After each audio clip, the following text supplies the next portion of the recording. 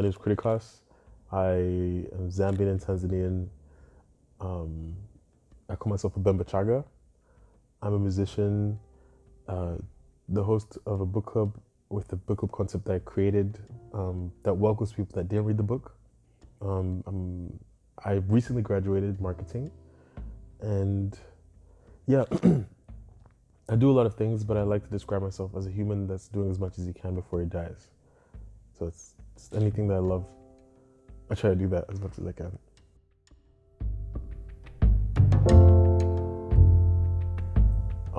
It's generally things that I love. I feel like it's needed in this world to talk about different things and to discuss different things and to hear different things as well. So it's just something that it's really things that come from the heart, things that I feel like are missing in the world. Yeah, that's what inspires me.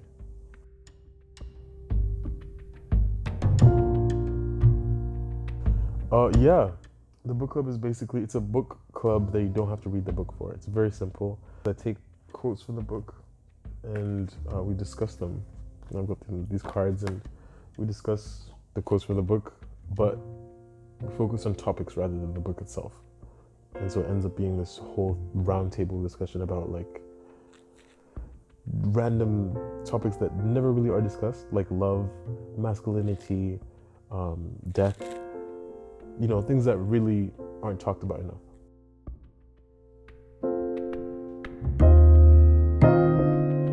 Yeah, I'm mainly focused on African female writers, so women from Africa, because I feel like their voices aren't heard as much. When you think of philosophers, you mostly think of Greek people or European descendants, and rarely do you might think of some black people or Asians, of course, but rarely do you think of black women as philosophers. But I feel like they've got a lot to say and they've got a lot to bring to the table because they have a really wide perspective on life and the world that we live in society. So I've been focusing on them a lot. Chimamanda was somebody I focused on a lot at the beginning of this book club sessions. And recently I've been really focused on bell hooks because she talks a lot about topics like masculinity. She talks about grief and love, and I feel like those perspectives need to be heard from their point of view. Anybody that's got a curious mind and wants to talk about philosophy, philosophy means the love for knowledge, philosophia, and so I feel like anyone that has a love for knowledge and seeks knowledge is welcome to the book club, whether you're from any cultural background, whether you're rich, poor, whatever. Just come, and your perspective is what makes you rich. Some are not just Afro-descendants, but Afro-descendant women, and they definitely recognize themselves, especially in bell hooks. Bell hooks has been a staple in the feminist movement, and especially the feminist movement for black people and black women, and black people in general. I feel like they do connect with the authors. But when you come to the book club, you realize that you don't have to read, so we end up just connecting among ourselves.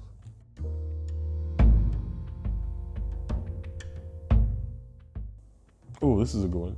So the question I ask here is, have you seen your parents change the way they behave when they're in front of white people?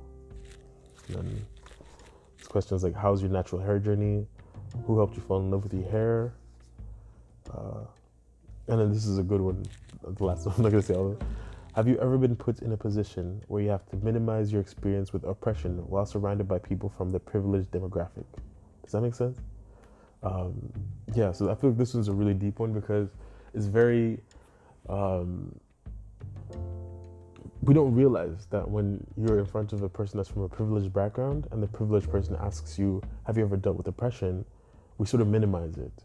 Oh, it wasn't that bad, or it wasn't that big of a deal, but it is. And I don't know, it's just an interesting dynamic. And so we do talk about that.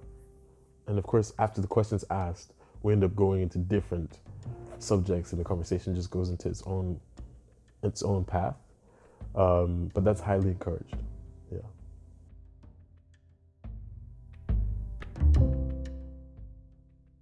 15 people talking about love, and some people cried. Some people really dove into their meaning of love and how they want to be loved, like I just said. And that was really empowering for them. And for me, I was just happy to see that this conversation is being had without me being there. And I just hope that that could happen more often, because people need to, we can't always afford a therapist, and we can't always go to the therapist. But if we have a conversation that we rarely have with others, they could either give us advice, we could either become like a mirror to somebody else, or, some people come to the book club and they don't say anything, and they just listen. Or it doesn't always have to do with race, but it could be something from a relationship. It could be, of course, race would play a part in it, so it might be generational trauma. Yeah, like I said, as a broader society, I feel like having these conversations or confronting these things, whether it's with a book or whether it's just in general,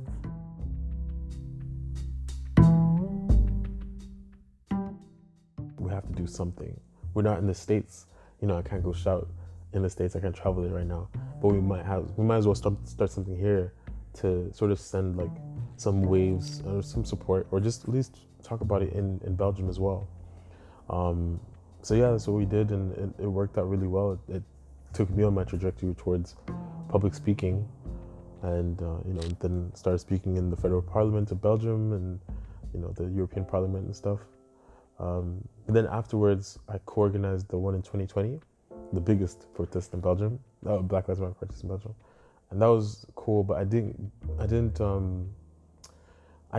want to protest anymore. I didn't want to go and shout in the streets. So what I did was I organized my own thing, like a week after that, which was a healing session, a breathing session, basically. I invited around 30 people. It was an open invite, so anyone could come, but around 30 people came to the park. We sat down, we talked about our experience with race. We talked about why we love being Black.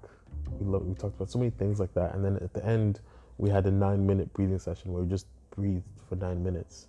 And that was the most beautiful thing I've ever seen. And it's the most beautiful thing I've been a part of. And I'm just honored to be able to say that I organized that. But since then, I got tired of like shouting in the streets, Amnesty International invited me to, we spoke in the federal parliament. A lot of the laws that we proposed to the federal parliament were passed. And that's where the real change happens. You can shout in the streets all you want, but until the subject or the topic moves into rooms like the federal parliament, there's not going to be substantial change.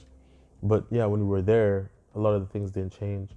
And then, I don't know, to see that 4 years later, so the first one I organized was 2016, and to see that in 2020, literally the same thing was happening again, it had me exhausted, because I was like, I did this 4 years ago. I thought I was changing something. I was 20, I just lost my dad, and to have to do this again in the middle of a pandemic, I was like, wow, this is crazy. So yeah, I was like, we have to find another way. We can't shout at these people and say, our lives matter and this and that. We have to just look within and breathe and just be and focus on being and existing, because it can be seen as a threat to them, but I feel like that's the biggest form of protesting, because these people that got killed were innocent or didn't deserve to get killed, because you need the trial, you need to at least get arrested and taken to jail, not immediately executed. It was basically a form of choosing myself and helping and encouraging other people to choose themselves and not focus on the external things.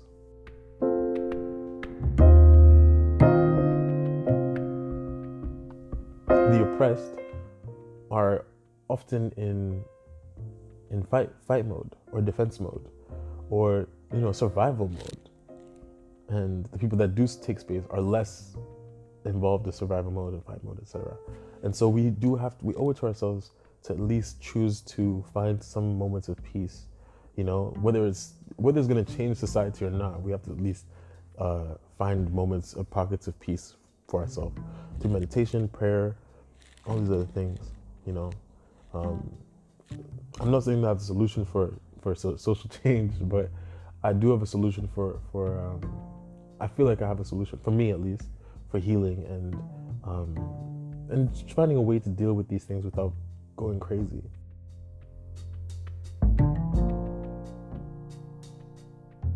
I feel like it needs to be talked about among white people. That's why I hosted a book club session on masculinity, conversations about masculinity. and yeah, we talked about masculinity. The first hour was men only in the room, and we talked about we talked about subjects like, when did you become a man? What are ways that society makes you feel that you have to be unemotional or emotionally numb, and things like that. And the reason I think this is so important is because in order to tackle patriarchy and in order to tackle toxic masculinity, it's not for women to shout to men and teach us how to not be toxically masculine. It's for the men to talk among ourselves and say, this is wrong, let's change how we do it, because patriarchy was made by the powers that be, and the powers that be, for as long as I've known, is mainly men. And so it's up to us to be able to like talk to ourselves and say, let's stop this.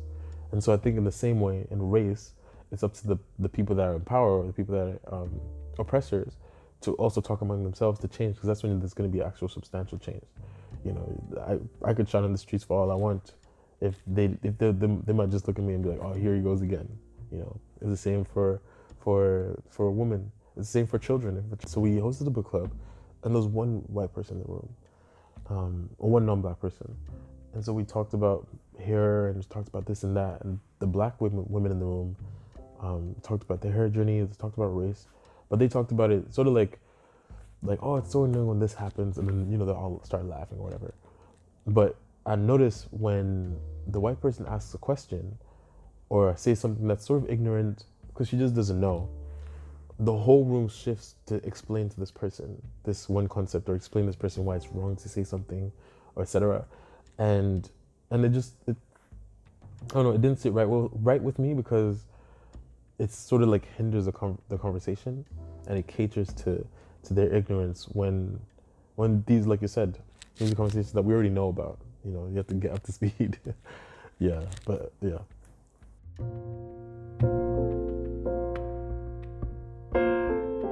It's exhausting. We can't just always do emotional labor. It's our problem, but it's no longer up to us to change things. We can only just say like, this is annoying or this is frustrating, but we can't just keep educating people. I had to learn about racial issues outside of school. I didn't get taught a lot of these things in school. I had to do my own research, or I had to find out these things. When I was in high school or secondary school, my friends would call me King Kong, and I thought it was a cool thing, because I was like, I'm a big guy and he's strong or whatever. I thought it was nice. And I went home and I told my big brother, like, yeah, my friends were calling me King Kong at school, like, I'm big, whatever. And he was like, don't ever let anyone call you King Kong. What are you talking about? And I didn't understand that. It was only afterwards that I understand, like, oh, this is so much behind it. And the same way that I'm learning, anyone else could learn. And so, yeah, it's no longer up to us to just like keep teaching people that are ignorant and educating them, because that's emotional labor. Choosing to be grounded is so important. I feel like people could learn from that, and I've been working on changing myself. I started doing this challenge, a monthly challenge, and I feel like everybody has to figure out how to change themselves, because we do make the society at the end of the day. It's us.